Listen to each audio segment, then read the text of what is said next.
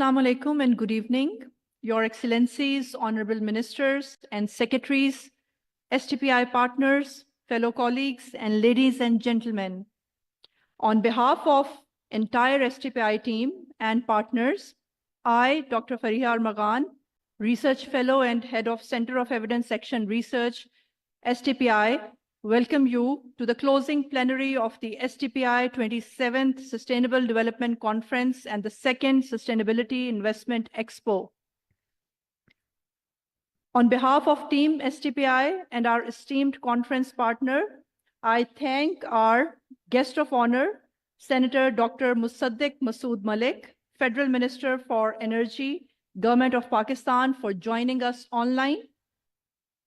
I thank our guest, Ms. Aisha Humaira Chaudhry, Secretary, Ministry of Climate Change and Environmental Coordination, Government of Pakistan. I thank you all for joining this closing plenary at the STPI annual flagship event titled From Fragility to Resilience, Enhancing Sustainable Development. Dear guests, we are grateful to you for gracing this august gathering today. May I request Dr. Abid Qiyum Suleri, Executive Director, STPI, to share a brief overview and recap of the past 4 days, including key policy recommendations.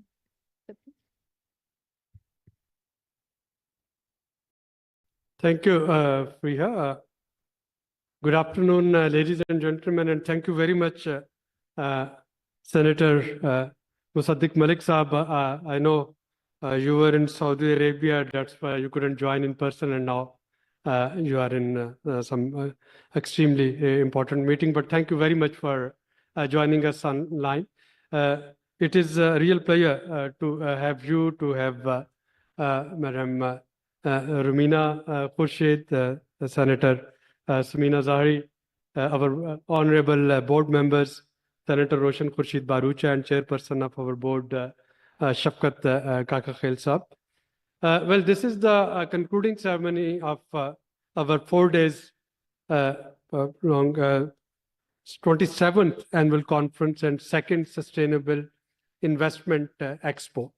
The theme that we chose this year, Dr. Saab, it was From Fragility to Resilience, Sustainable Development from Fragility to Resilience. And we were thinking of all the fragilities that the world and the region and Pakistan was exposed to during last year, and the type of resilience which was shown by humanity, by countries, by region, and by Pakistan, be it is the war and conflict, be it is economic recession and economic problems, or it is the challenge of climate change. We saw that countries and nations, they are coming up strong despite all these adverse manifestation of things, interconnected things which are happening around us. And during last 4 years, we tried to identify some of the factors of resilience and then tried to see that what sort of pathways can strengthen this resilience. So just to recap, we had 52 sessions over last 4 days. It included 11 high-level plenaries, 29 parallel thematic sessions, and 12 fireside chats. We had 309 distinguished speakers, 197 gentlemen, 112 ladies. We still need to improve this ratio, but I'm quite happy to see that it's improving every year. Of course, it means that next year we have to invite more capable and learned women leaders, thought leaders, and intellectual leaders, industry leaders who can come and who can give us, share their knowledge with us and share their words of wisdom with us. Out of these speakers, 60 of them, they were from 14 countries, including Bangladesh, Chile, China, Germany, India, Italy, Kenya, Nepal, Qatar, Sri Lanka, Switzerland, Thailand, UK, and United States. And we also had, as I said, the second edition of our Investment Expo, which brought together 35 companies and organizations from the development and private sector. And again, compared to last year, this is a great achievement, and one can see that private sector on its own is taking a lead on green and clean production and green and clean investment for the future. Now, the conversation, it spanned around economic empowerment and livelihoods. It spanned around sustainable agriculture and resilience, women empowerment and inclusion, health and social protection, climate change and environment management, data-driven decision-making and transparency, emerging technologies, the shift in philanthropy, and I'm thankful to AVPN who came here for the first scoping mission to organize the channelizing philanthropy for an impact in Pakistan. We also had a session on resolving environmental conflict, on food systems, on carbon border adjustment mechanisms, Chinese business representatives, and China and special economic zones, as well as sessions on health, education, food systems, and cooperation with the energy. Especially, Malik Sahab will send you the report. We launched our annual State of Renewable Energy report, which was, the session was quite rich. It was among the panelists, we had representation from renewable energy experts, representation from oil refinery, representation from private sector, multinational, representation from academia and researchers, and of course regulator, because we wanted to have a multi-stakeholder discussion and consultation around state of renewable energy and some of the policy contradictions that apparently keep haunting and challenging us, like the IPP debt vis-a-vis our smart metering system and promotion of solar energies. Now, what would happen with this conference and all the recommendations? I think this year we preponed this conference to match it with the COP29 that is going to start from next Monday in Baku. And all of these recommendations that I won't go through due to the paucity of time, but would be available on our website and would be disseminated on social media and would be sent to different relevant ministries and departments through formal mechanism. They will actually feed into our negotiation stances at COP29, because although it's a climate change conference, it is in fact the whole of policy, whole of government negotiation, because now we know that climate change is not only changes in weather and atmospheric conditions, it's also about economy, it's also about energy, and it has its impact on food system, on education, on society, on livelihoods. And that's why the recommendations, those would be fed to Ministry of Climate Change. And I'm thankful to Ma'am Rumina Khurshid that Ministry of Climate Change actually became our knowledge partner in organizing this huge undertaking. And they are looking forward to all these recommendations. So with this brief intro, I just wanted to give you the brief summary so that you can get some of your glimpse of what we discussed. All other panelists, they were, and all the dignitaries who are sitting on the stage, they were part of one or the other sessions or plenary, so they got a feel of what it was. But this year, because you couldn't join us in person, so I thought to give you a brief summary so that you can get an idea of what we discussed. And from your ministry, of course, one is looking forward to see some sort of policy guidelines. This COP is not only about climate finance, it's not only about climate action, it's also about energy and how to actually clean our oil and gas industries, shifting them to energy industry rather than oil and gas industry. It is also about carbon sequestration and carbon capture techniques. We know that we cannot shift away from fossil fuel in the short to medium term, but now the whole world is looking upon oil and gas industry to invest in R&D so that we can have a very practicable and pragmatic approaches for carbon capture and carbon sequestration.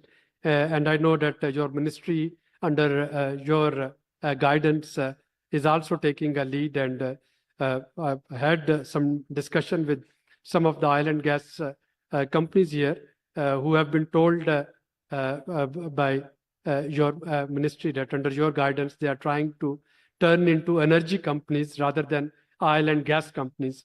And of course, when we're talking of energy, renewable energy is an extremely important component of it. And finally, it's also about the just energy transition. So while we know that world have to transit to from fossil fuel to renewable energy, we also want to highlight in COP the whole issue of just energy transition so that the developing countries, they can get technological support. And the two examples that we have with us, one is South Africa, that in COP26 was helped by UK and different other bilateral partners to phase out one of their coal-based power plant. And the second is Indonesia, which again got both technological and financial support to start phasing out their coal-based power plants. So with this slightly longish preamble, I hand it over to my colleague, Dr. Fariha, to take it forward.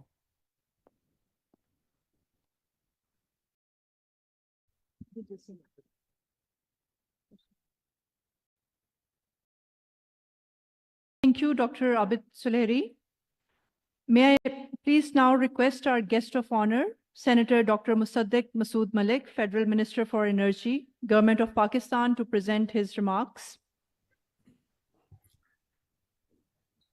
Thank you all very much. I hope you can hear me. I am terribly sorry that I couldn't be there with you. As Dr. Abid Suleri just mentioned, there was nothing more than being there with you that I wanted.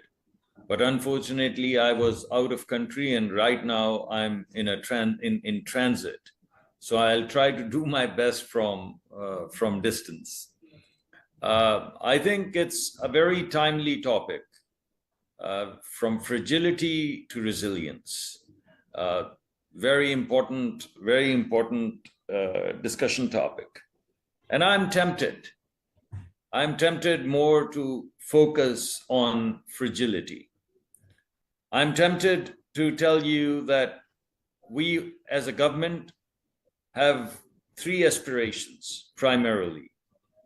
Our first and foremost aspiration is to create employment for people, particularly for the youth, and particularly for the poor. That's our first aspiration. I'm also tempted to tell you that our second aspiration is to decrease the burden of inflation and make sure that life stays affordable for the people of Pakistan. I'm also tempted to say that we aspire to reduce poverty from Pakistan, if not eradicate it. And these are the three primary aspirations that the current government has, or our Prime Minister has. I'm also tempted to say that we have modestly succeeded. I'm tempted to tell you that the growth rate, the GDP growth rate, there's only one way of creating employment for people, particularly for the younger people, and that is to create new businesses or expand businesses. And all of the economic activity is manifest in this GDP growth rate. So if we move from the negative territory, 0 or below GDP growth rate, into the positive territory of 2.4% GDP growth rate, and our aspiration is to move it up to 3%, then we are modestly succeeding at creating new businesses, at creating new economic activity, and therefore creating employment for the people of Pakistan. As you guys know, most of Pakistan is rural. A very large percentage of people live in rural areas, and their livelihood is agriculture. Particularly in agriculture, the growth rate has been 6.4%, which means not only are we succeeding at creating employment, at creating economic activities, but we are particularly focused on the poorest of the poor people living in the rural areas. And the growth rate, or the increase in economic activities in the rural areas, is significantly higher than the urban areas. So that I'm also tempted to tell you. I'm also tempted to tell you that our industrial growth is flirting with 4%. It's between 3.5 and 3.8%. So we were in the negative territory. Now we are growing at 3.8%. Our agriculture is growing at 6.3%. So this basically tells you how focused we are on creating employment for people, particularly the younger people of Pakistan. I'm also tempted to tell you that we now have a handle on inflation. I mean, last year, the inflation was at 38%, and this year the inflation is in single digits. So moving from 38% to single digits is no mean feat. And particularly food inflation, which was 48%, is now down to 2%. And in the rural areas of Pakistan, food inflation is now in the negative zone. So the food products in rural Pakistan are, the cost is decreasing, the economic burden is decreasing, and overall as well, inflation is coming down. So I'm tempted to tell you that we're succeeding there as well. I'm also tempted to say that by increasing the BISP funding to 600 billion, we are also trying to make sure that people don't fall through the cracks, because these are very difficult times.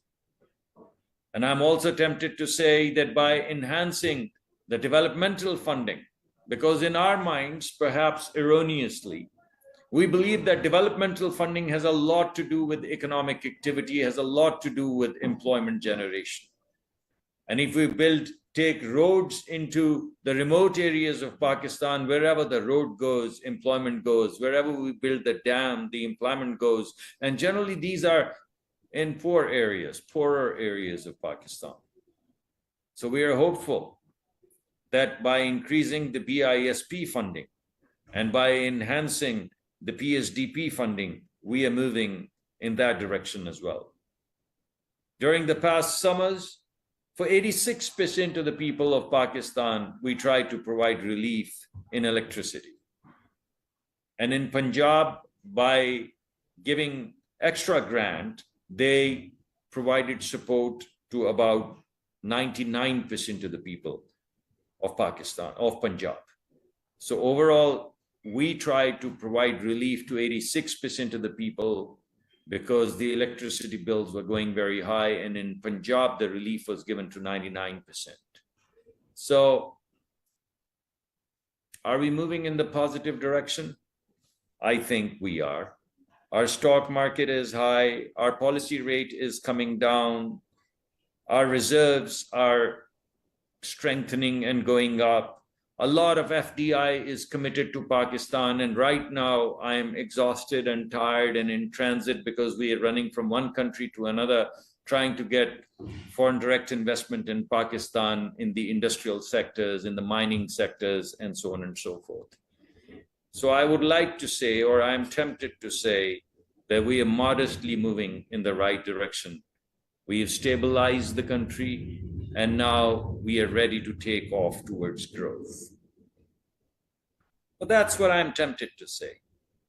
But in the larger scheme of things, when I think about all of these things, what I'm actually talking about is fragility. When I give you the numbers from last year and I compare those numbers with this year, I'm saying we were fragile and we've come along and we are moving in the right direction. Whether it be poverty numbers or the GDP growth numbers or the development numbers or the reserve numbers, they all allude to some kind of fragility. But when you want to talk about resilience, you have to talk about future. You have to talk about something that no one has seen. You have to talk about something that no one has any sense of. People right now, today, who are graduating in 2024 or next year in 2025, they probably would retire in another 40 years. So imagine retiring in 2060 or retiring in 2065. We have no idea what the next 5 years are going to look like. So how do you prepare a nation for the next 40 years or the next 30 years or the next 50 years? That is where real resilience is going to kick in. I mean, if we know one thing about the future, it is that it's not a linear continuity of the present. It has never been. I speak with my children and I try to tell them that when I was young, there were no cell phones. There were these clunky black telephones called, I don't know, TIP or something like that. And they can't imagine a world. I mean, they freak out. They look at me and they say, you don't get it.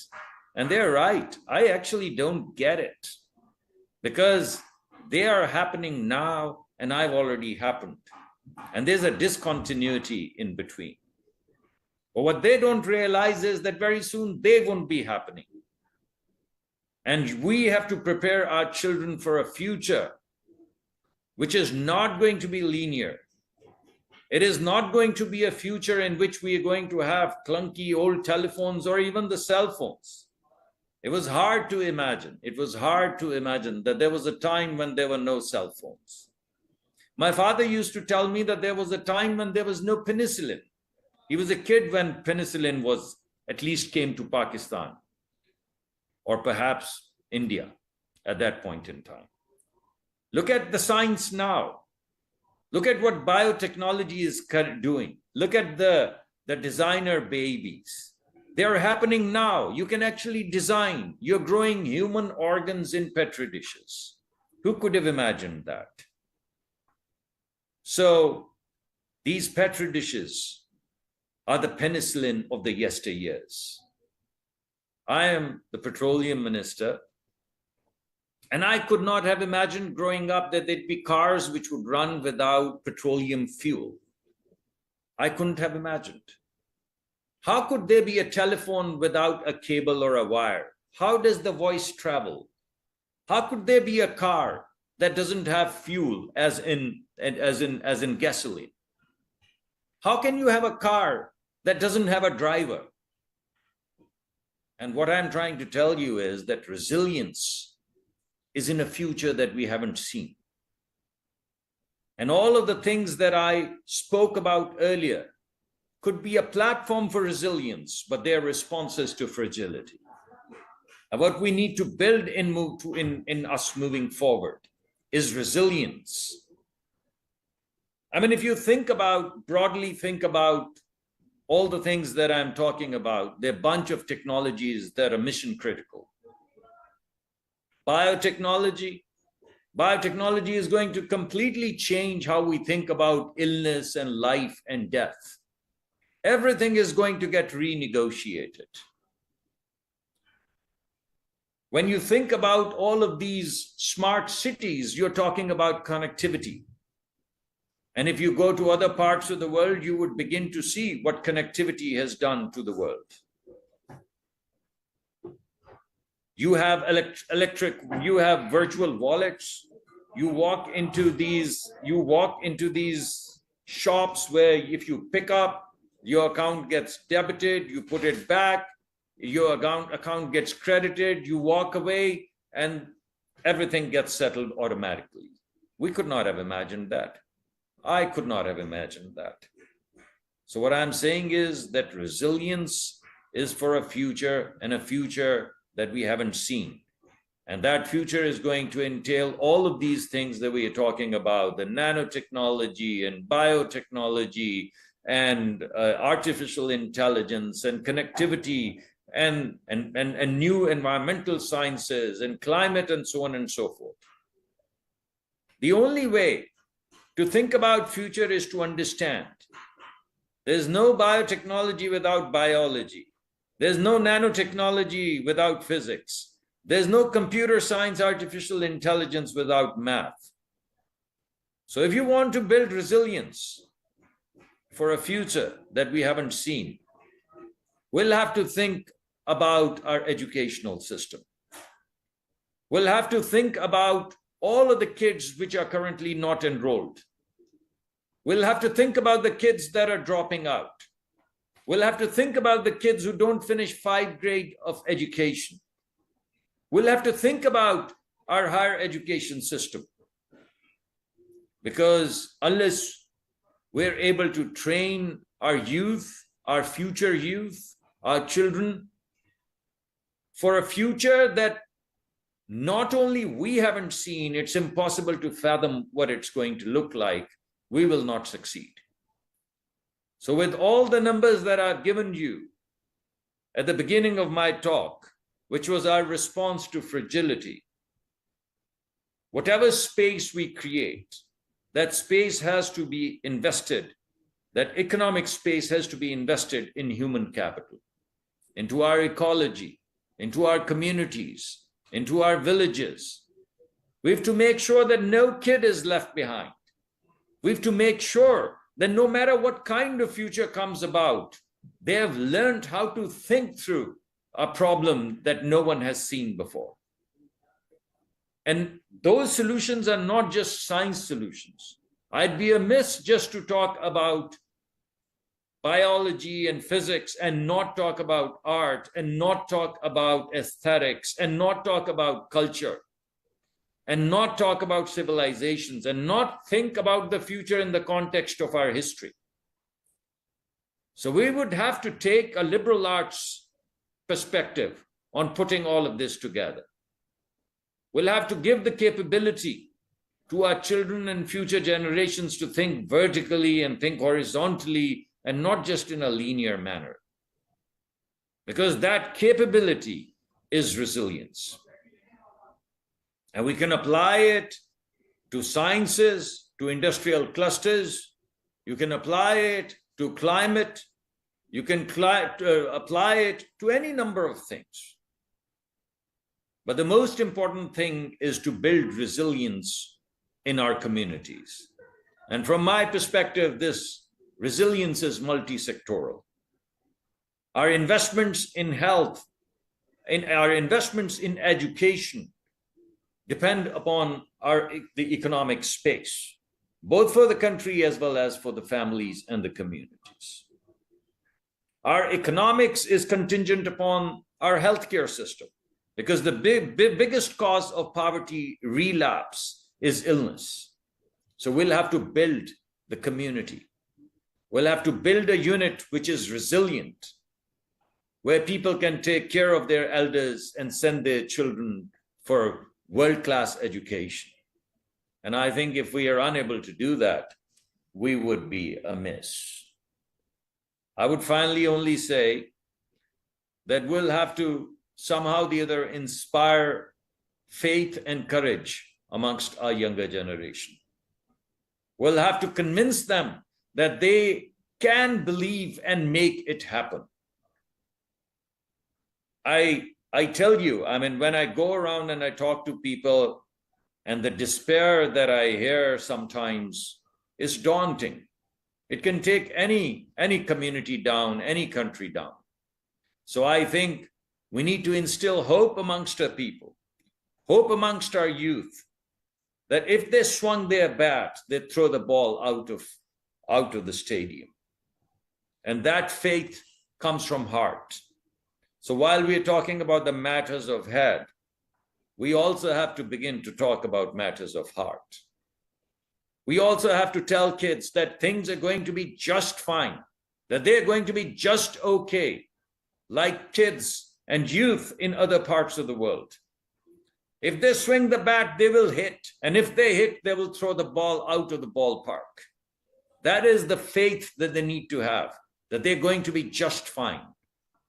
And I think in our conversations, in our narratives, in our discourse, that is one component that I find missing. So I hope to God that our kids, like the people who've already happened, people like us, we begin to listen to our heart, because our heart would tell us where to go. And if you can be a great scientist, if you can be a great artist, there is no reason on God's green earth why you should be a second-tier or third-tier engineer. So go, get educated, have faith, swing the bat, and we'd all, inshallah, get there. Thank you very much for your attention.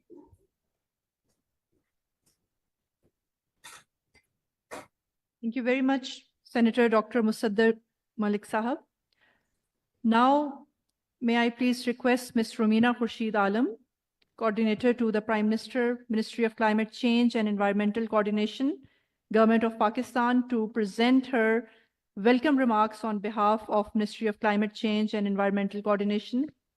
Ma'am, please.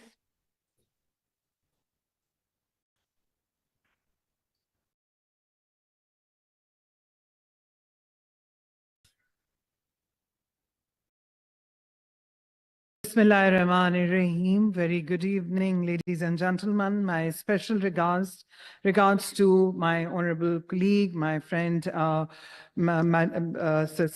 Musaddiq Malik, my very dear friend and a senator, Madam Samina Mumtaz Zehri, who is the chairperson for the Human Rights Standing Committee, Madam Khurshid Barucha, respected Sir Shafkat Kaka Khel Sahab, my very dear brother and a great friend of Climate and STPI, of course, Executive Director Abid Karim Suleri Sahab, all the worthy distinguished guests, all those panelists who are here, people from the media, and everyone who is in the room and outside online or wherever I'm being heard. Very good evening once again.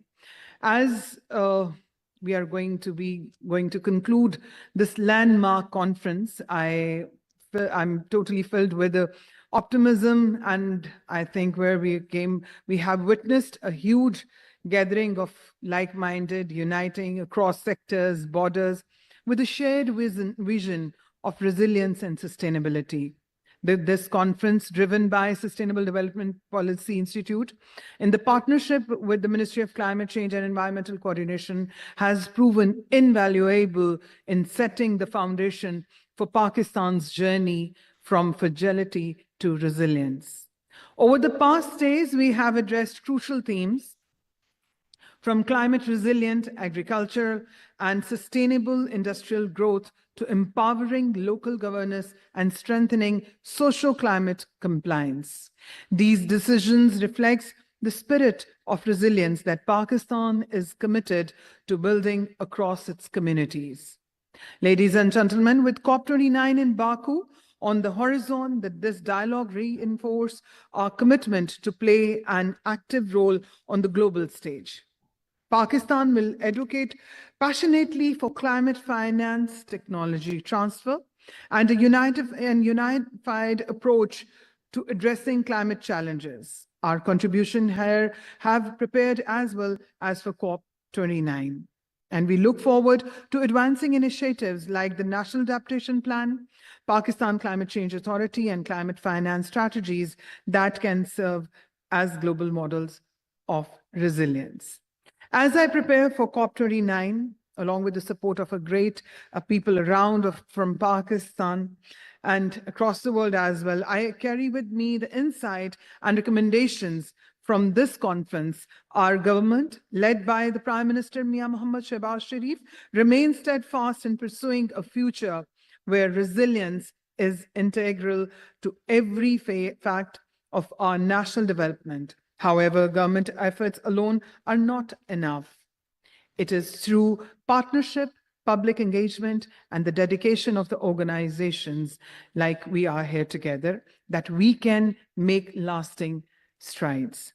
Together, let us turn our vulnerabilities into our strength, creating a legacy of sustainable progress for generations to come. With this note, I really wanted to say thanks to all the worthy partners, all the people who traveled from across the world. Those are online, and I hope that everyone is going to have more safe flights, and especially have a safe flight, Mr. Musaddiq Malik, and all those who are traveling. May God bless you. Thank you so very much. Jazakallah.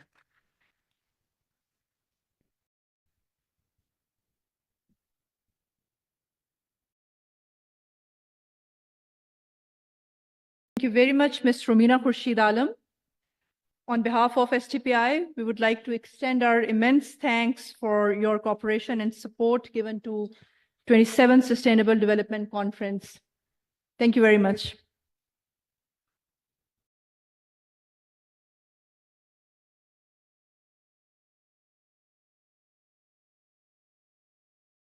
Now, I would like to invite Mr. Irfan Chatta to present preliminary findings of STPI Provincial Development Monitor.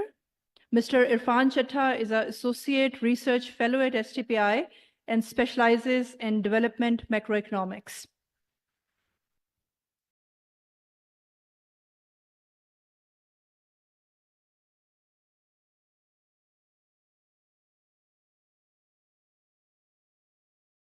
Thank you, Dr. Fariha. I'll try to keep it very short and precise because we all had very long days, and for some folks, even long nights. So I know you all are not very willing to absorb any technical stuff right now. So I'll be very quick and precise. Thank you. So before I explain the objectives, the demand for this Provincial Development Monitor, we got it actually from the government institutions. So this is one of the prestige that STPI takes in its work, that when we are asked, especially by the government institutions, to carry on some kind of research and support the data-based decision making. So this Provincial Development Monitor, primarily what we want to achieve through this is to provide a realistic snapshot of regional development. By region, we mean the subnational units of Pakistan, like provinces and districts. And the pretty much reason that why we are doing this is that lots of indices that have been published in the last couple of years, they are mostly based on micro data that just spans to 2019 or 20 period, which is actually before COVID and before the flood shocks. So by relying on latest data sources, especially by capitalizing on the 2023 population census and the latest provincial development statistics, and also the latest provincial annual school census, we have tried to make this Provincial Development Monitor through a derived Human Development Index approach, so that our subnational units, the provinces, they can further strengthen their accountability and benchmarking processes, and especially we are able to offer a tool that can be a source of creating healthy competition amongst the provinces and the districts as well. So to construct this derived Human Development Index, first we constructed a parallel reference index, which is kind of a mirror image of an actual Human Development Index. You all are pretty much aware that Human Development Index has a standard methodology. It is being published for like 3 decades now, and the domains that it covers are education, living standards, and health.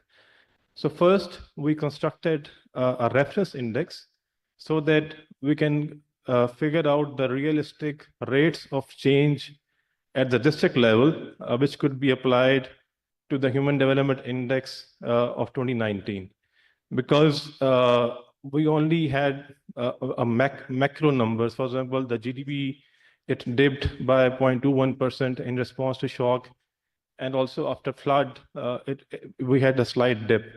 But we cannot apply those macro numbers to the development outcomes of any district.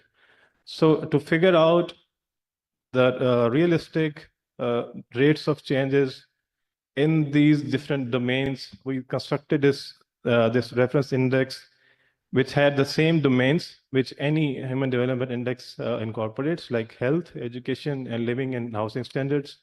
Within the education, we covered enrollment, literacy rate, which these are coming from the census, the latest census, and the previous corresponding source was the PSLM.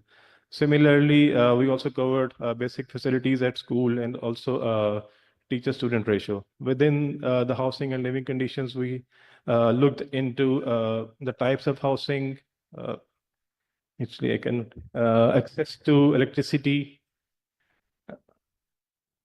cooking, fuel, sanitation, and drinking facility. And within the health, we focused on the patients treated per hospital and also the hospital beds available per million population. So based on this, we constructed this reference index, which is on the horizontal axis, and we compared it the actual HDI of 2019, which was based on the microdata of PSLM 2019-20. So our reference index is quite closely correlated with the actual Human Development Index. The correlation coefficient is 0.93, which kind of implies that any change in our reference index, it is closely also predicting the changes in Human Development Index. Similarly, in terms of the rank correlations, the quotient was even better, slightly. So we ranked the districts according to our own reference index and then compared it with the ranks of the previous index. So this is what kind of strengthens our methodology, that our tool is good enough to capture the development index in terms of human development domains.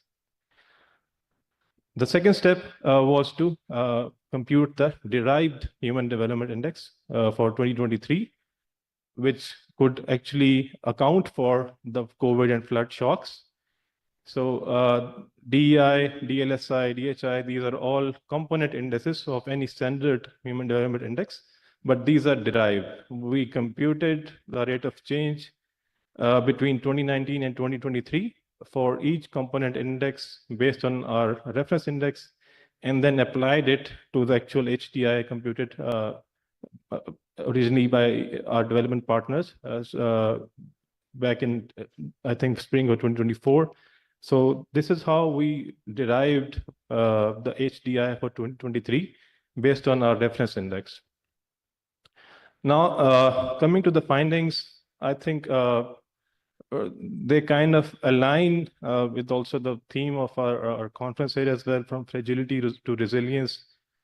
Despite the COVID and flood shocks, the HDI for overall Pakistan, it dropped from 0.699 to 0.691 only. But if we look into the subnational picture, there were some losers and some gainers as well. And also, it is kind of intuitive that education index, it did improve from 2019 to 2023, but health and living conditions or living index, it dropped during this particular period. And I think it's very easy to find the causes, and I mean we can attribute it to lots of different factors, especially historically high inflation, exchange rates, and other factors as well, which could have impacted the living conditions and the pandemic that affected the health index in the long run.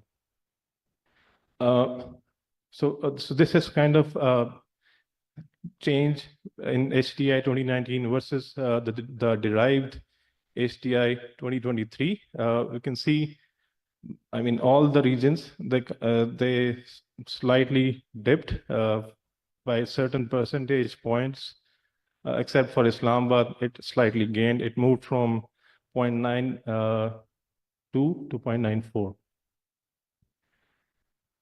Now, what's more important than these provincial pictures is the disparities within the provinces at the district level.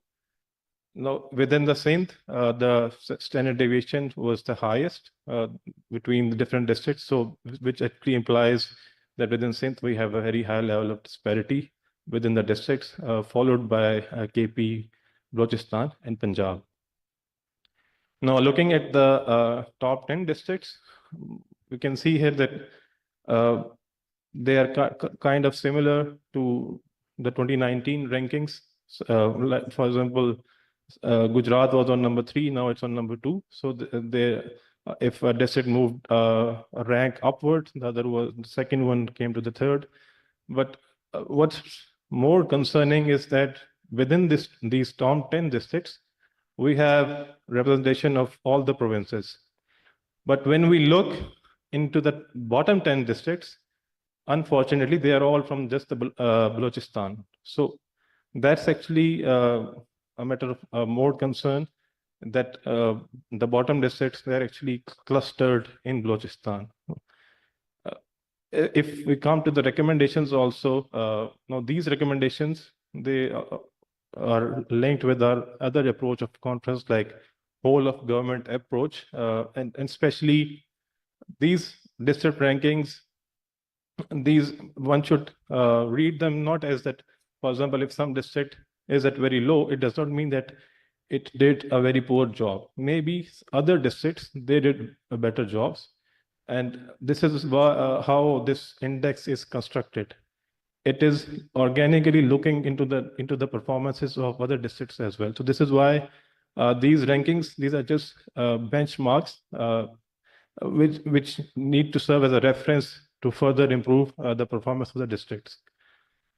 Coming to the recommendations, firstly, as evident from the regional disparities shown in the earlier graphs, the first is, of course, is to address the regional disparities, especially within the province of Balochistan, and more importantly, develop a disaster resilience. So, for example, the dip even for the overall Pakistan, the drop from 0.699 to 0.691, it actually kind of gives us the development cost of the shocks, of the COVID shocks and the flood shocks. So we need to prepare very well for these such kind of disasters and shocks. And thirdly, there is a requirement for strengthening the public finance management, especially considering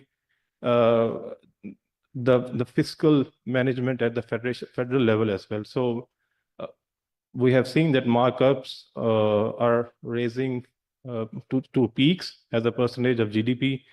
And it is quite expected that even the federal PSTP would be reduced or would actually be channelized just to the infrastructure projects. So provinces, they're expected to take more and more responsibilities for human sector development. Fourth, whatever finances we are allocating to different districts, I think we need to go beyond the population proportion approach. We need to bring in equity principle to actually allocate the resources where they are needed the most. And SCBI has been advocating for that, I think, for the last 2 or 3 years, even in the case of NFC award. Fifthly, then the last one, we need to monitor and evaluate the development interventions and learn from the good performing districts and try to make the poor performing districts emulate the performance of nearby or medium income or high income districts. So this is all from me. I hope I did not bore you guys. Thank you.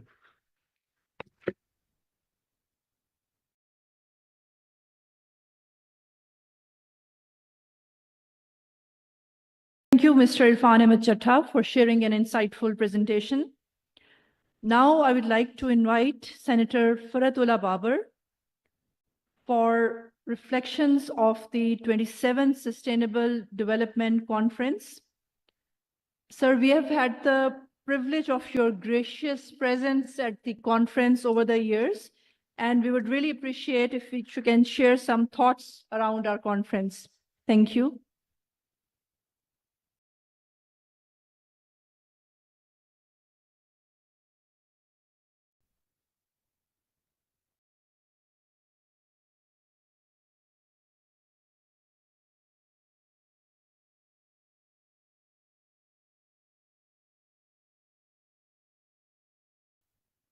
Ambassador Shafkat Kaka Khel Sahib, Abid Suleri Sahib, Madam Roshan Barosha Sahiba, Khawateen o Hazarat.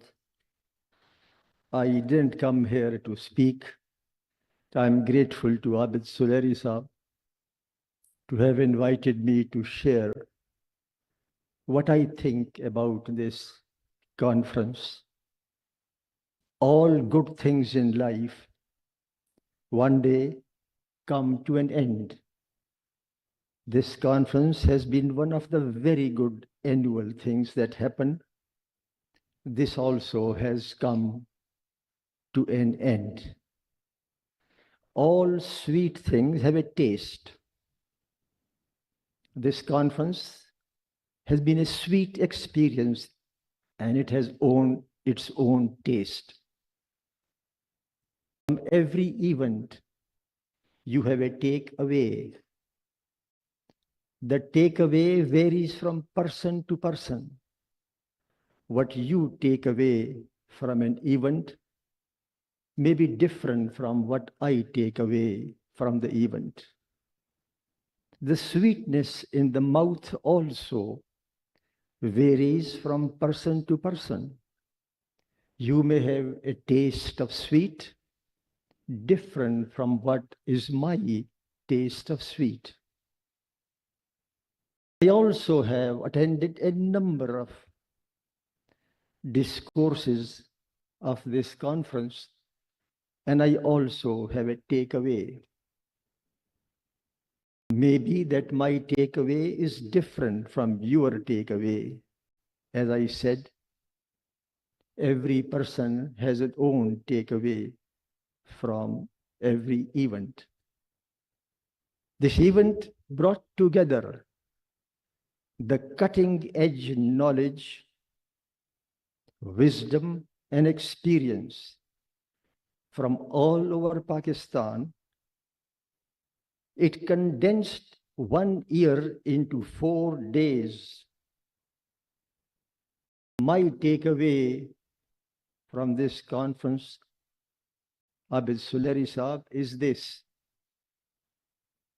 that the more I learned about the issues confronting Pakistan, the more I discovered how little I knew and how much more needs to be learned. And the more I heard what has been done to overcome the problems, the more I discovered and realized how much more needs to be done. And this knowledge that how much more needs to be learned and how much more needs to be done induces genuine modesty and humility in everyone. So the takeaway from this 4-day gathering is it has induced modesty and humility in every one of us, that how little we know and how little has been done and how much more needs to be done. But more than that, when you realize that how little you know, and then you discover how much little has been done, it raises your motivation. It raises your determination to learn more and do more to overcome the problems. And this determination and this commitment, I believe, is the most important aspect of the resilience. And this is what Abid Suleri Sahab, your conference on this resilience is all about. I want to thank you. I want to congratulate you and all your colleagues who helped in organizing this gathering for the last 4 days, and all the associates with you who made it such a great success. Thank you very much. More power to you and more glory to you. Thank you very much.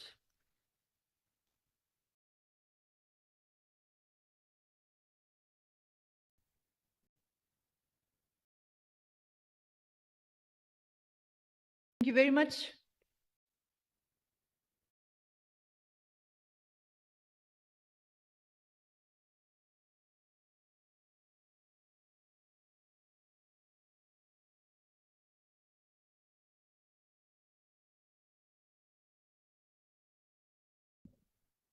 Thank you very much, Senator Faratullah Babar Saab. And now we proceed to the awards ceremony, and we have 4 awards lined up today. So first award is STPI's Outstanding Award in Research. I'm very happy to share that STPI Best Research Publication Award goes to Ms. Rabia Tabassum. May I please request Ms. Rabia Tabassum to come to stage and receive the award from Senator Faratullah Babar.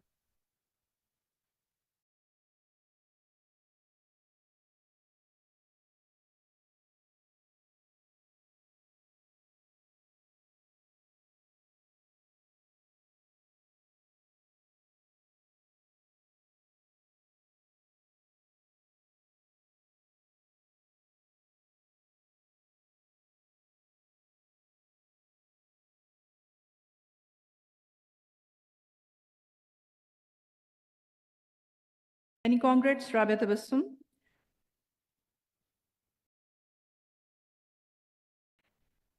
Now we proceed to the second award, which is titled Excellence Performance Award. For the Excellence Performance Award, I'm happy to announce that the award goes to Ms. Seher Basharat. May I please request her to come to stage and receive the award from Senator Faratullah Babar.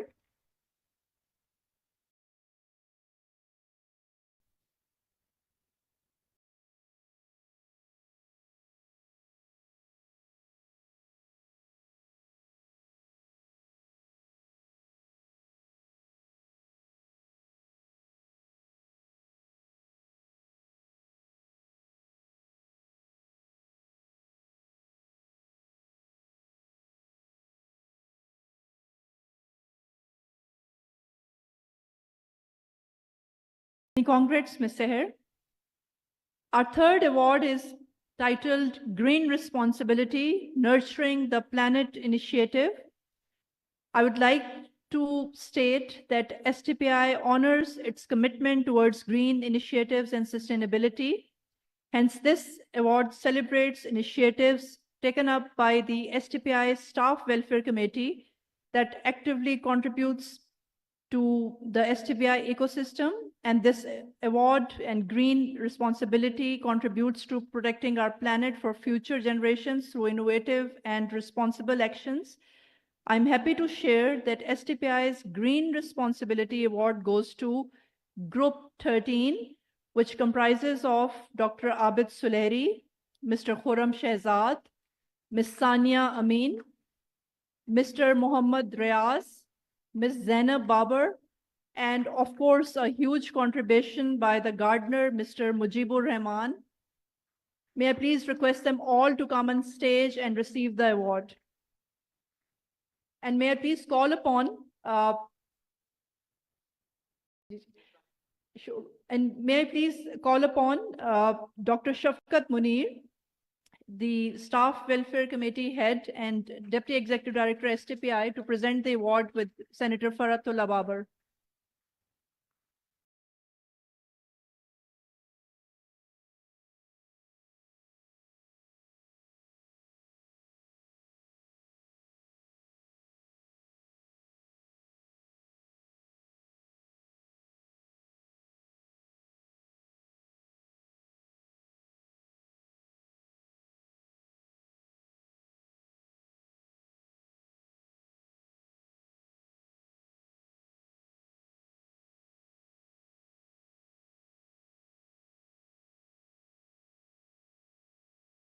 initiative, STPI has introduced kitchen gardening, which is a step toward care for our environment collectively. And what better way to show our commitment than by actively engaging in such activities that promote sustainability and eco-consciousness. Thank you very much. Our last award is the Best Pavilion Award at our Sustainability Investment Expo. STPI is grateful to its partners for collaborating with us in the second edition of Sustainable Investment Expo 2024. To commemorate their contribution, we will be awarding the teams, and I'm happy to share that the Expo's Best Pavilion Award goes to PepsiCo Pakistan.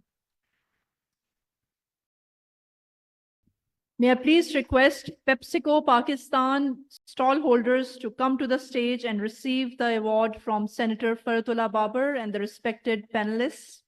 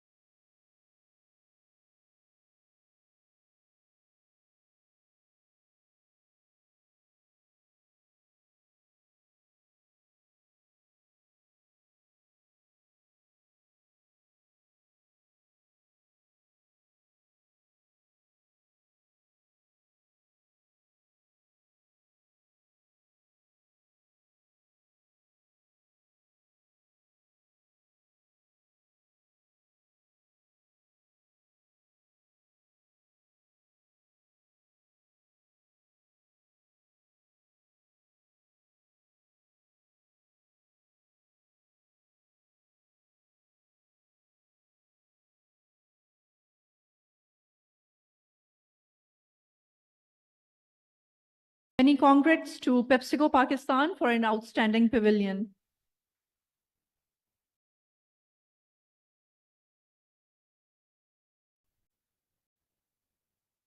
Now, may I please request Ambassador Shafkat Kaka Khail, Chairperson, Board of Governors, STPI, to present his vote of thanks. So please.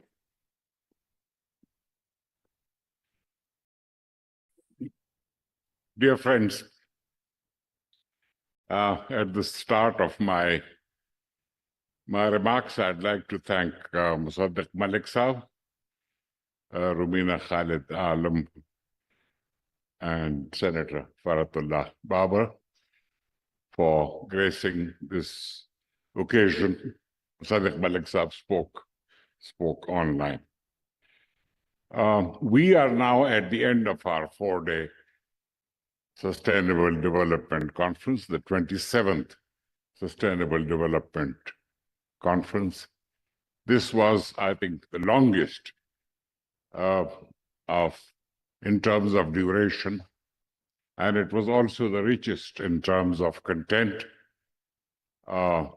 because we had more than 50 panel discussions and group discussions and other events, and 300 speakers and thousands of people who came to listen and participate in the discussions.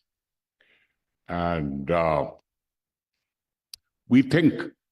like to think that the SDC will achieve its principal objectives, which are to highlight the work of STPI, to enable stakeholders to exchange views and establish networking, and to enable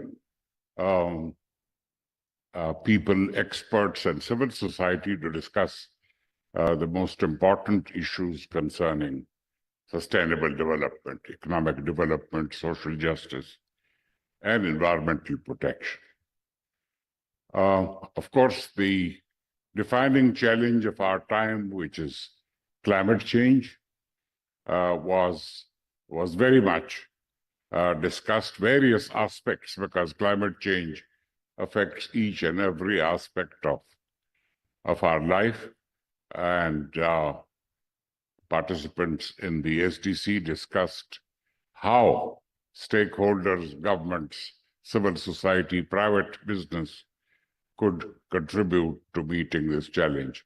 And let me add right at this moment that the expo, which is the second expo that we organized, was actually meant to enable the private sector to showcase how it had tried to develop products which were sustainable and how to promote sustainable development and sustainable production and consumption patterns.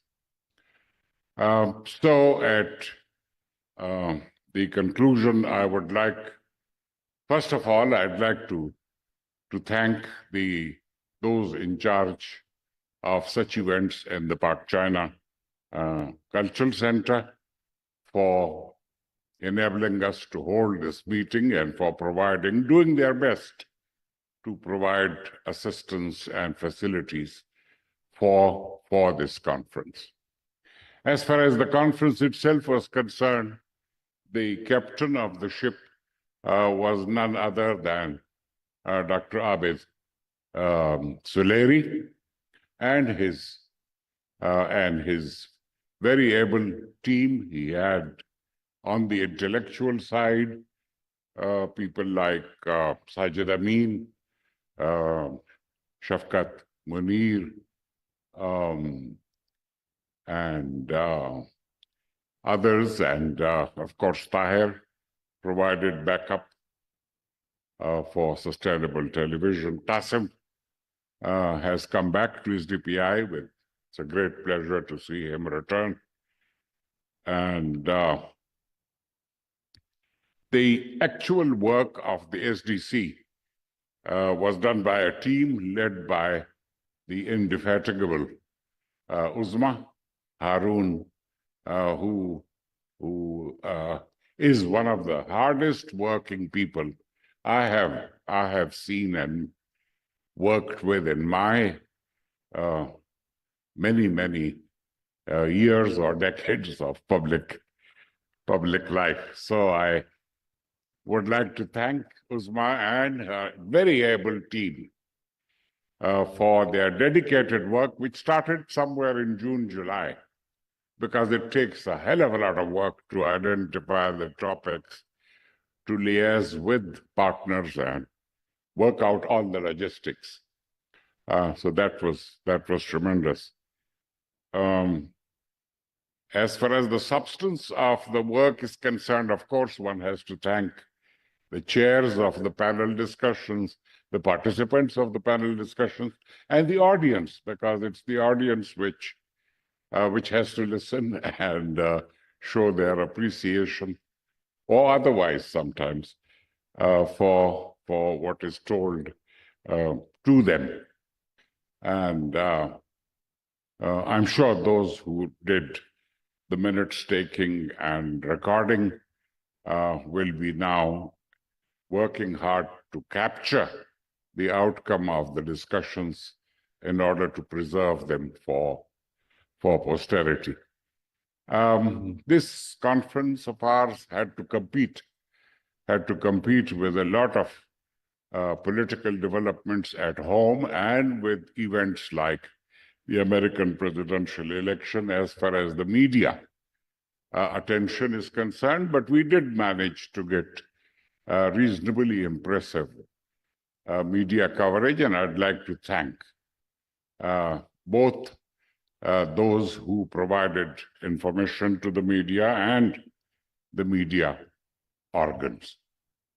And I hope that as was the purpose of this SDC, the very rich discussions have helped in creating a menu of options for stakeholders, for the government of Pakistan, for the political parties, and for the common citizens to address the issues that concern the well-being of the people of Pakistan. So a big thank you to all those who made SDC 27 a great success. We are indebted and obliged, and I thank you.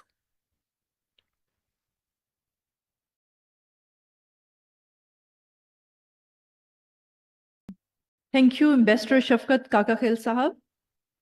And now I would like to invite Senator Roshan Barocha, Member Supreme Judicial Commission and Member Board of Governors STPI, for her reflections concerning the 27th STC. Ma'am, please.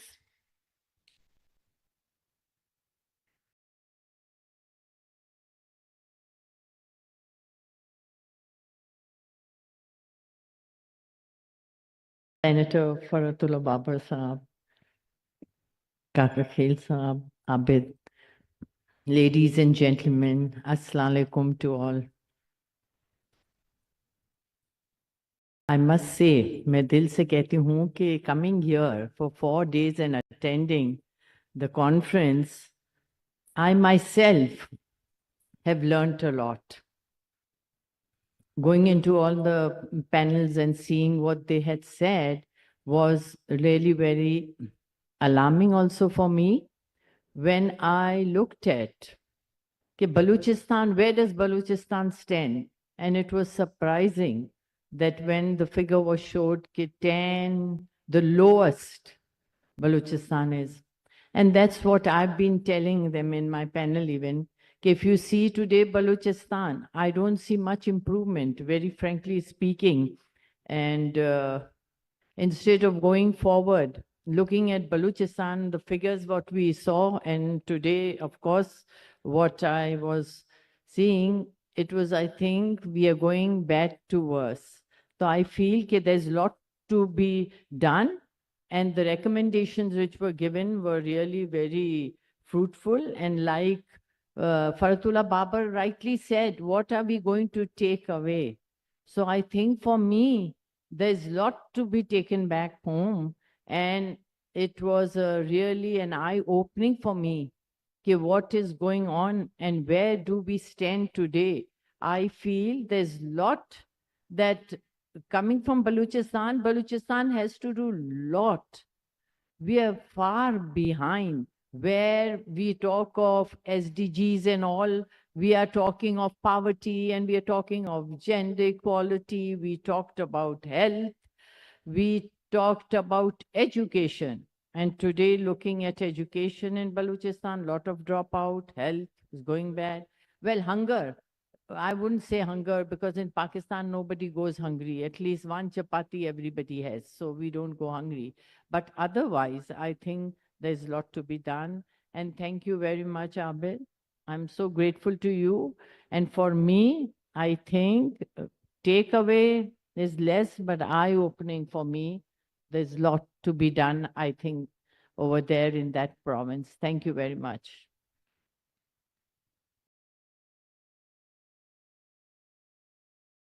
Thank you, Ms. Roshan Barocha, extremely grateful.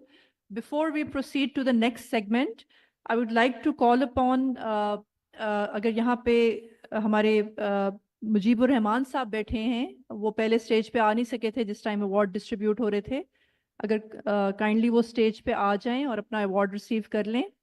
Our gardener, Mr. Mujibur Rahman.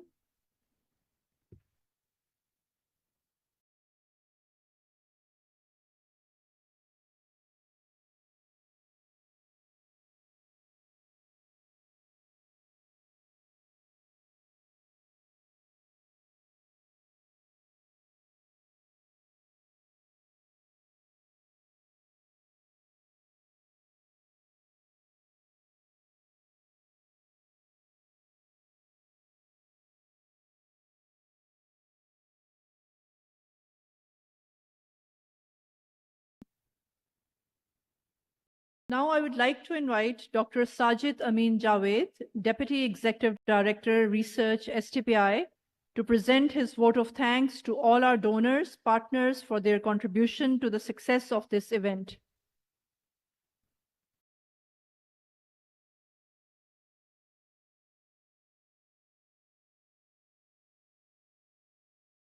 Fabulous.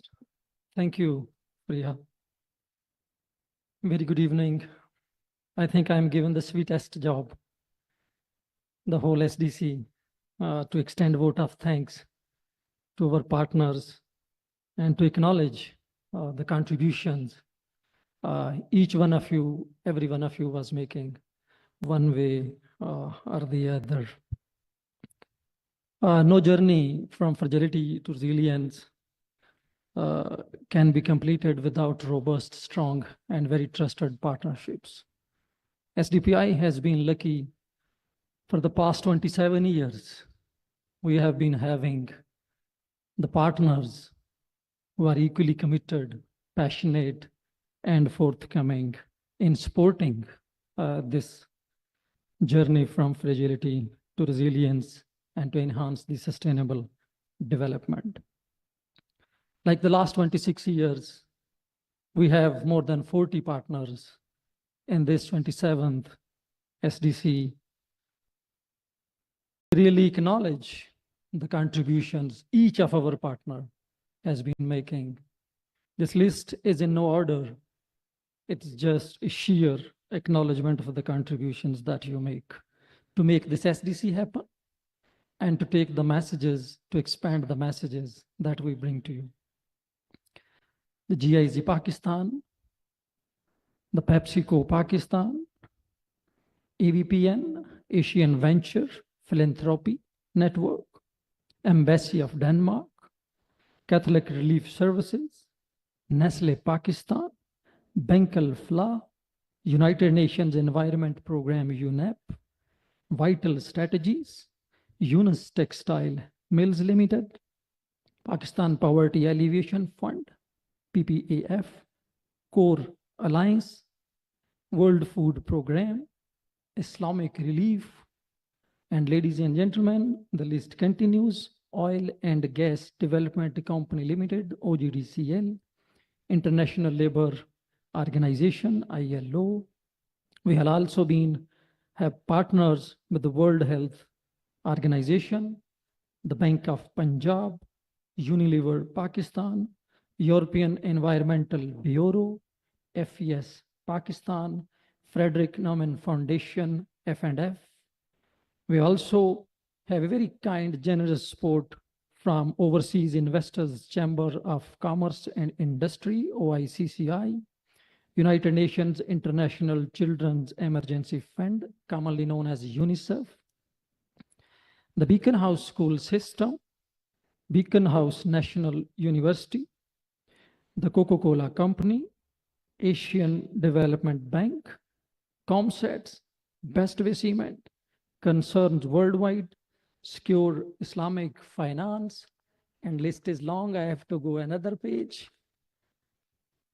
The Kensa, Atom Camp, Canis, Zubair Feeds, Sun Gold, Mushrooms, BMZ, United Nations Economic and Social Commission for Asia and the Pacific, commonly known as UNESCAP, United Nations Development Program, and the Unilever Pakistan. So this really tells that whatever we brings to you, whatever good you find in this conference, we come with the very trusted partners every year. But within the internal team, the events like SDC cannot be held sustainably without the great support of the team that we have. Any event is as good as is the team organizing the event. And whenever it comes to SDC, the whole of the SDPI turns into SDC team. And I think the biggest worker that we have for SDC is our executive director. He turns into the most active worker of SDPI when it has to implement SDC. So please join me in a round of applause for SDC team, for our executive director, from the Expo team, for the MIS team, from the admin team, from our repetitors. It's a very long list, from even the finance. They gave us a very, very strong remain in the limit and then deliver. So they really test us to deliver quality while remaining in the safe zones. We have SDTV, we have social media teams, we have advocacy teams, and also our kitchen team, which really fuels energy through the hot teas, hot coffees, the water, the meals, and they really provide you energy moving from one plenary to the other, from one session to the other. So big round of applause for them, actually. And lastly, the ushers that we have, they are truly, when SDPI becomes, it expands from 100 to 200 and the 300s. And I've seen the ushers once in SDPI, they're always SDPIans, and their contributions are equally important to making us deliver the SDC. This year, we have around 130 dedicated volunteers. So please, a round of applause for those volunteers who really come forward for just a cause. They are our arms and eyes throughout the SDC. They are exactly the executing what we have been planning over the last 1 year. So we have a very big thanks to all the volunteers, expanding the roles from protocols to the social media, from rapporteurs to the guides, which session is where. So this is where we have a large team of coordinators, IT support, photographers, SDTV crew, journalists, and all the media with us. And ladies and gentlemen, as Faratullah Babar Saab said, all good things to come to an end. So on 27th, SDC comes to an end. But I think this is the promise that we always make, that this is beginning for the 28th SDC. Our SDC team will, from tomorrow, thinking the topic for the next SDC and bringing the stakeholders together. I'm again, on behalf of SDPI, thankful to all the worthy panelists on this stage and sitting on this side of the stage. Thank you so much. From my side, please have a good evening. Thank you.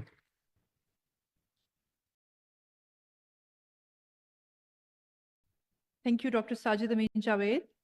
May I please request our esteemed guest on the stage for a group photo while holding STPI's anthology of Light at the End of the Tunnel, Hope in the Times of Despair in their hands.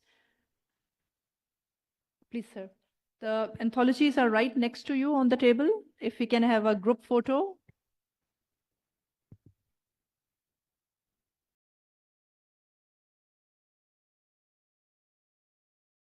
May I also call upon stage Ms. Uzma Haroon, Director STC, and also our 3 Deputy Executive Directors, Mr. Qasim Shah, Dr. Shafkat Munir, and Dr. Sajid Amin Javed.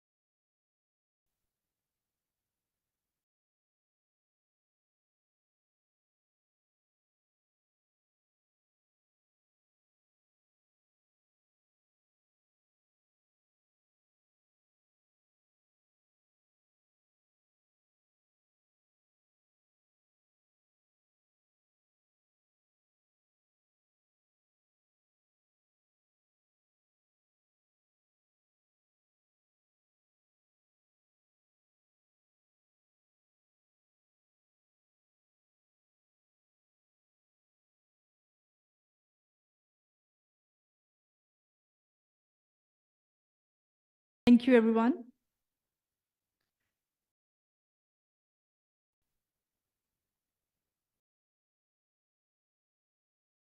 As we conclude our 27th STC this evening, on behalf of the team STPI, we would like to give a special thanks for guidance and support provided by Ambassador Shafkat Kakakhil, Member Board of Governors, Dr. Abid Qiyum Suleri, Executive Director of STPI, along with Team STPI who made this mega event possible. Thank you for your continued guidance and support. This brings us to the end of today's event. I thank you once more for joining us for this closing plenary of STPI's 27th Sustainable Development Conference.